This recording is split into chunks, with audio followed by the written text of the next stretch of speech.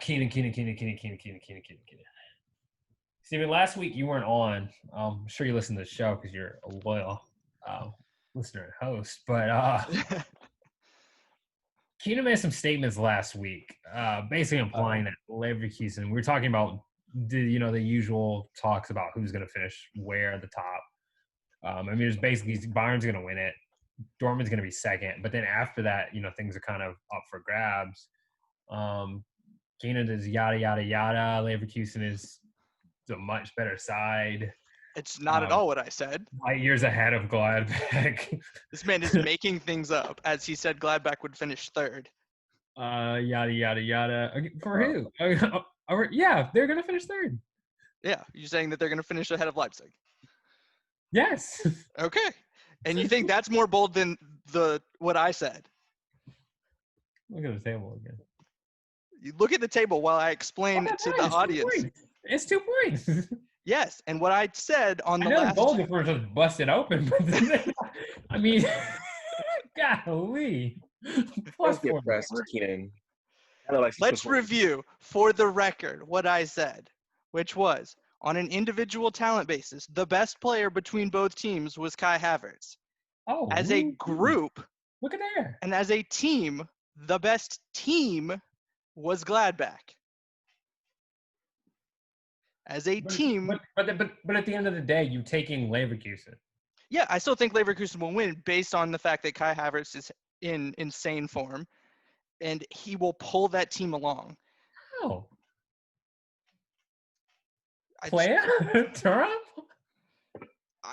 I'm waiting for them to take the next step. I need to see more. The next step. I need more from them. Is what I'm saying. This week about them being one of the most exciting duos in Europe. Yeah, I'm still waiting for more from them. For me, there's too much time where you don't see them. Am I alone in this, fellas?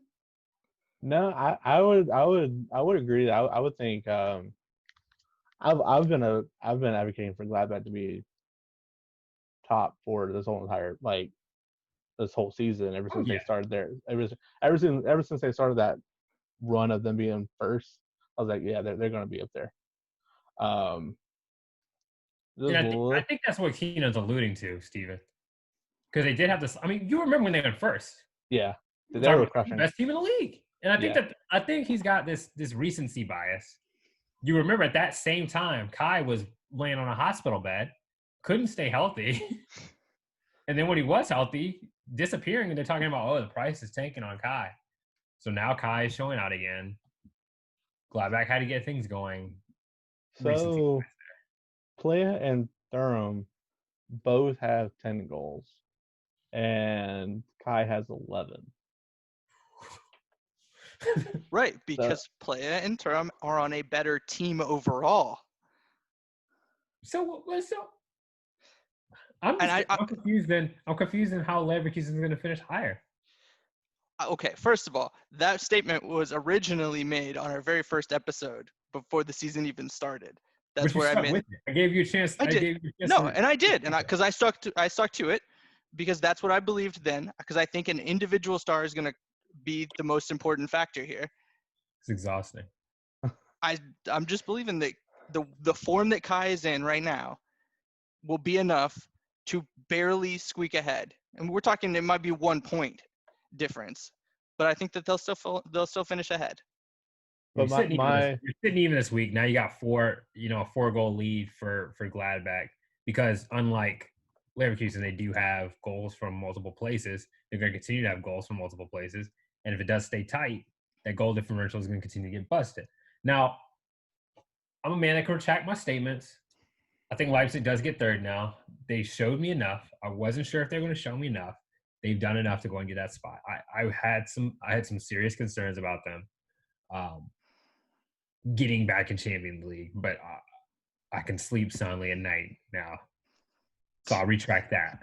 But Gladbach will absolutely finish above Leverkusen. All right. Well, we'll see at the end of the season.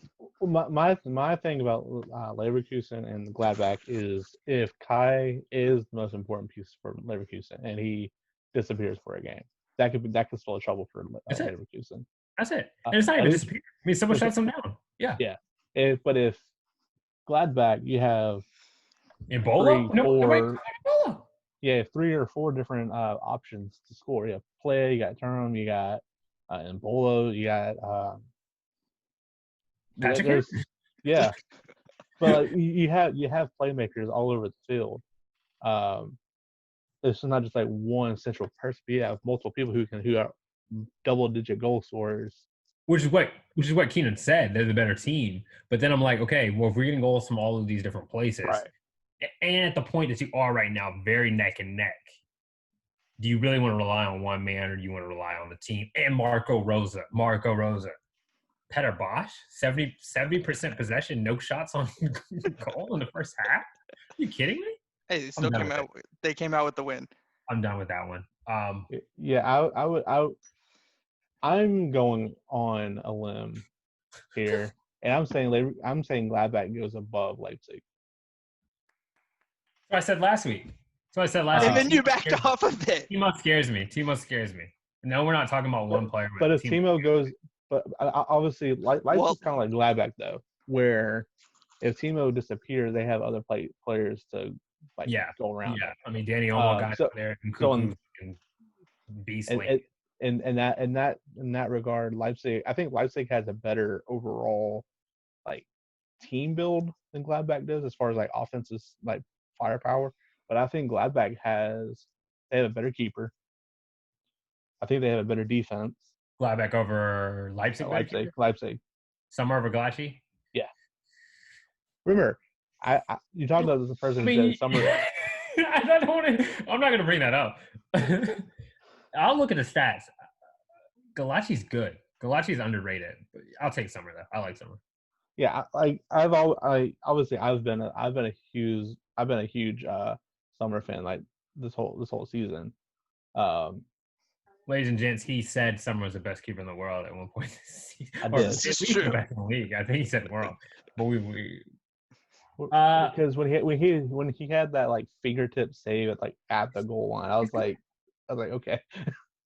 But well, look, fellas, we'll move on from this. Yes, he has 114 shots saved, and he's the number one keeper in the league with 114 shots saved. Sommer. Okay. Look, I think the bigger picture though here, which is interesting, if we look at the table right now, I think that's the order of best teams. Like where the table is right now, that 1 through 5. Yeah.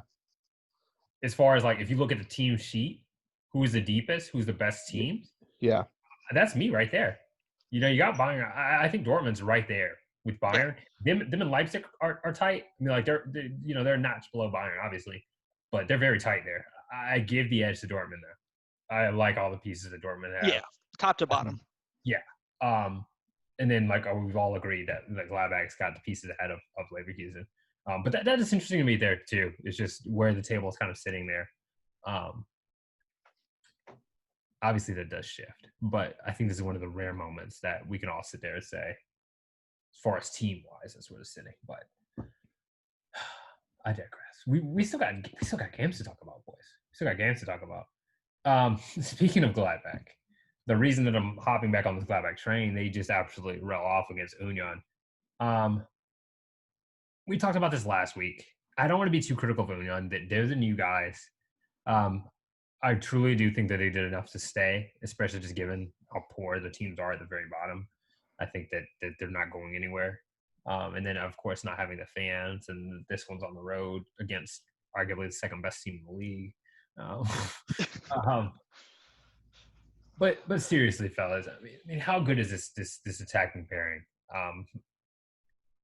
for Gladbach? Like, if they do keep those pieces, this can be a very dangerous team moving forward. Yeah, I think you have the pieces for a team that can compete for titles, like in the future. I mean, maybe even European titles, because they have pieces where if one player isn't like we just discussed, where if one player is like not performing, other players around them can pick up the slack somewhere else.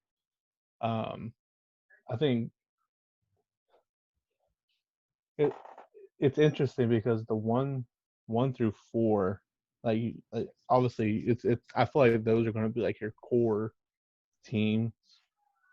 Maybe five teams going forward. Every now and then you'll have like your like you had Leipzig that one year where you weren't expecting them to come out anywhere and they jump up to number 2. Nobody heard that. It could be Hertha in a year or two. I mean, who knows? I mean, they just got like the players. Like, you give them a full year in that system. Yeah, Hertha could be up there. But with Gladbach, I feel like you have a team that's on the verge of being a year in year out Champions League team.